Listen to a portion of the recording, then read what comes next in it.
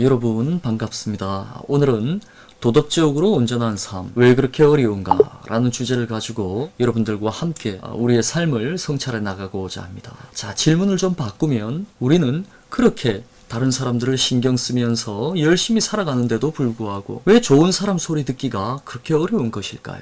자, 우리는 왜 영원한 죄인이라는 그런 별명을 달고 살아야만 하는 것일까요?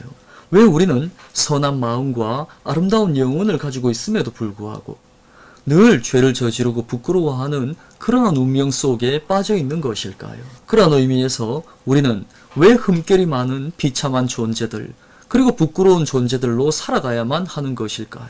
자, 오늘은 그 이유를 철학적으로 파헤쳐 보고자 합니다. 자, 그리스도교 성서는 인간을 처음부터 죄인이라고 명명합니다. 최초의 인간 아담이 신의 명령을 거역하고 선악의 열매를 따먹었으니 그 죄가 오늘날 우리에게까지 유전된다는 것, 그것이 그리스도교의 설명입니다. 종교가 신화를 문자적으로만 읽으면 이런 이해하기 힘든 주장들도 생겨납니다. 그래서 우리는 이 문제를 이해할 수 있도록 철학적으로 해석해야 합니다. 자, 여러분, 선악의 열매를 따먹는 그 상징적인 행위, 그것이 의미하는 바는 자기의식과 자유의지의 탄생을 의미합니다. 무지몽매한 상태에 있던 인간이 자각적인 인간으로 깨어나는 것입니다.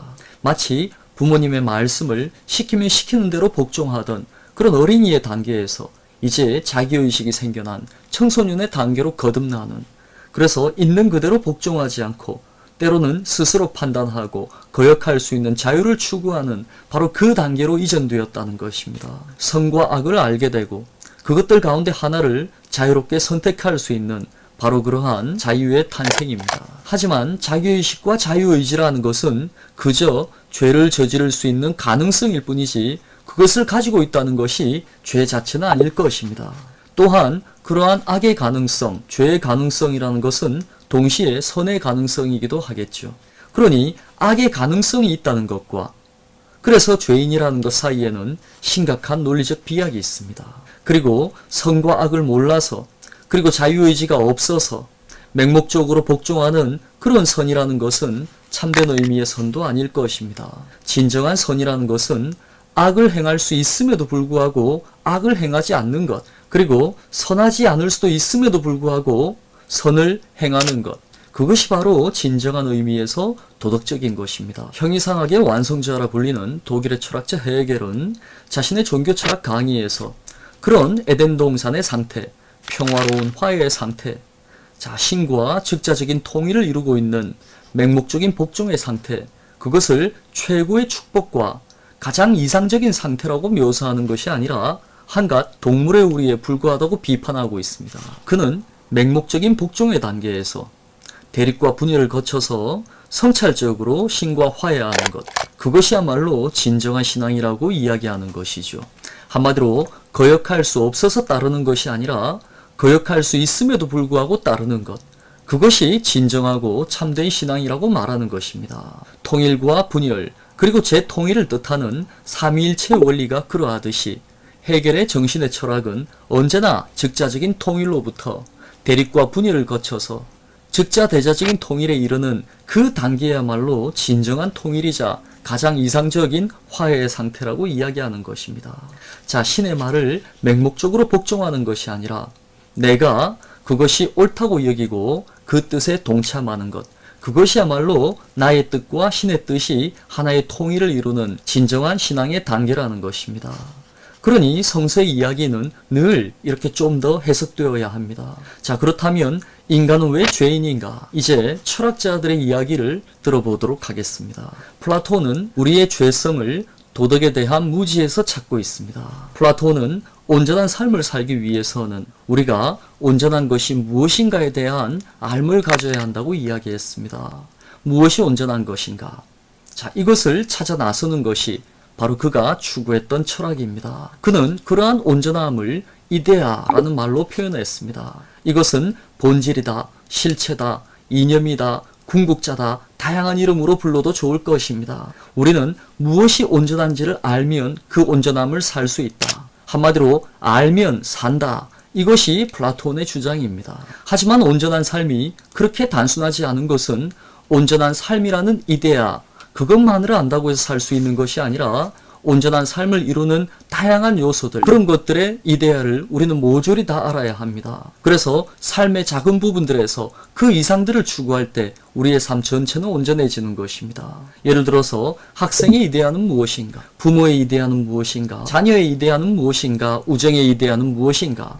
청년의 이데아는 무엇인가? 중년의 이데아는 무엇인가? 이 많은 이데아들을 우리가 알고 살아야만 진정으로 도덕적인 삶을 완성할 수 있는 것입니다. 자, 그가 철학한 목적은 바로 이러한 온전한 삶을 위해서였습니다. 우리는 이런 플라톤의 노선을 인텔렉츄얼리즘, 주지주의라고 부릅니다. 무엇이 훌륭한 선생인가? 자, 여러분, 학생들의 잘못을 너그레 용서하는 선생이 훌륭한 선생입니까? 아니면 학생이 잘못했을 때 혹독하게 꾸짖는 그런 선생이 훌륭한 선생입니까? 그리고 무엇이 진정한 용기입니까? 두려움을 모르는 무모함이 용기입니까? 아니면 두려움을 알고도 그것을 이겨나가는 그 마음이 용기입니까? 자, 어려운 문제입니다. 무엇이 진짜인지를 모르면 우리는 진짜를 살아갈 수 없다는 것이 플라톤의 이야기입니다. 한마디로 우리가 도덕적으로 온전하지 못한 것은 무엇이 도덕인지를 잘 모르기 때문이라는 것. 그것이 플라톤의 분석입니다. 그러니 알면 산다고 이야기하는 것이죠. 온전한 삶을 위해서 우리는 먼저 온전함이 무엇인지에 대한 알을 가져야 한다. 자, 예컨대 모든 종교는 말합니다. 서로 사랑하라.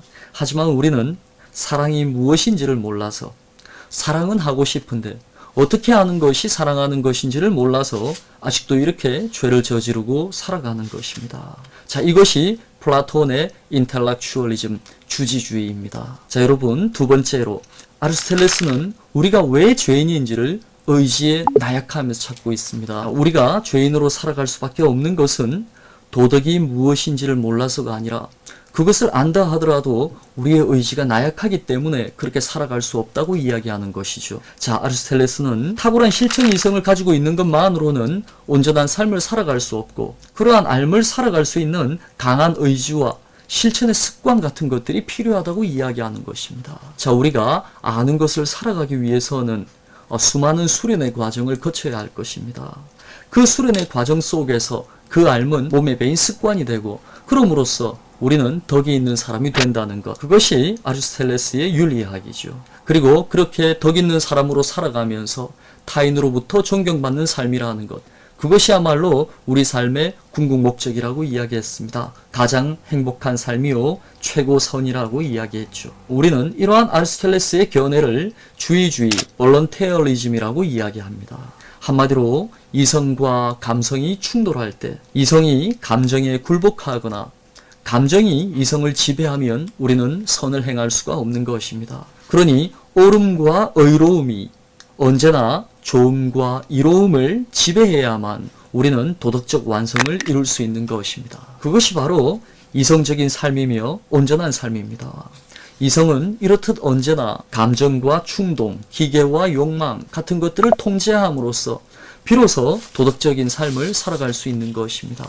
감정에 휘둘리지 않고 실천 이성의 명령에 따라서 살아갈 수 있는 그러한 이성적인 의지와 실천, 그것이야말로 온전한 삶을 위한 조건이다 라고 이야기했던 것이죠. 하지만 우리는 의지가 나약해서 사실 선을 행할 수 없을 때가 참으로 많습니다. 선을 행할 때 당하게 될 그 불이익을 피하기 위해서 우리는 종종 악과 타협하기도 합니다. 그러나 진정한 위인은 정의롭지 못한 법에 자신의 양심을 걸고 저항하다가 감옥에 가기도 합니다. 그리고 그러한 양심이 우리의 역사를 진보시키는 진정한 선이 되기도 하는 것이죠. 하지만 과연 우리는 그러한 불이익 앞에서 과연 얼마나 단호하게 자신이 생각하는 선을 선택할 수 있을까요? 자, 이러한 의지의 나약함이 도덕적 삶의 어려움이라는 것, 그것이 바로 아리스토텔레스의 이야기인 것입니다. 서구의 2000년 철학사는 이렇게 플라톤의 주제주의와 아리스토텔레스가 말하는 주의주의의 역사였습니다. 우리는 왜 온전하게 살아갈 수 없는가? 왜 우리는 도덕적인 결함을 가진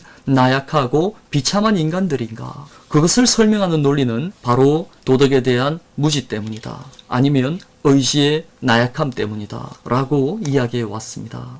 그래서 마치 우리가 많은 것을 알고 그리고 오랜 수련을 거치면 누구라도 도덕적으로 살 수 있다고 생각한 것이죠. 하지만 암과 삶의 의지에도 불구하고 우리는 여전히 죄를 지을 수밖에 없는 그런 부끄러운 인간으로 살아가고 있습니다. 그렇다면 왜 우리는 암과 삶에도 불구하고 온전한 인간으로 살아갈 수 없는 것일까요? 자, 그들로부터 2000년이 흐른 이후에 헤겔은 우리가 영원한 죄인일 수밖에 없는 이유를 그들과는 완전히 새로운 관점에서 제시하기 시작합니다. 자, 우리는 왜 죄인일 수밖에 없는가? 헤겔은 그것에 대해서 무엇이라고 대답했을까요? 자, 그 대답은 다음 영상에서 계속 이어가도록 하겠습니다.